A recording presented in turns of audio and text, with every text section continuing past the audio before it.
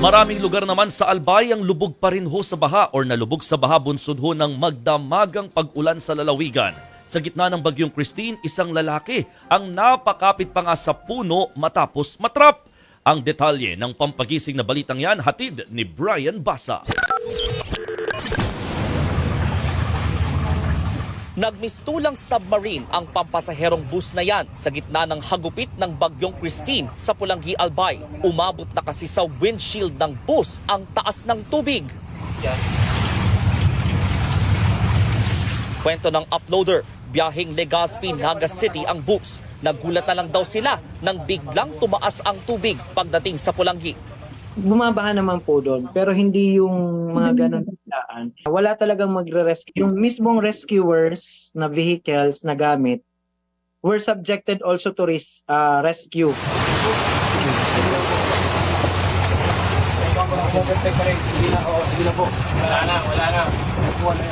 Dahil sa tindi ng agos ng baha, nagdesisyon ang bus driver na ihinto ang biyahe. Kinabukasan na nasagip ang mga sakay ng bus. Nagsilbi namang evacuation center ng mahigit 80 pamilya ang Pulangi Parish Church dahil pa rin ito sa matinding baha. Sa bayan naman ng Libon, bangkay ng natagpuan ang isang lalaki sa kasagsagan ng rescue operation ng Philippine Coast Guard. Nalunod daw ang biktima matapos matrap sa binahang bahay.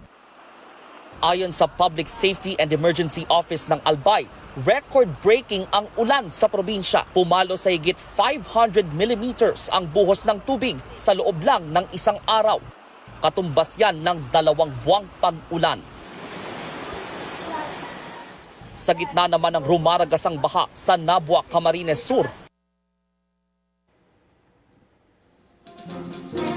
Yan ho ang pampagising na balita ni Brian Basa.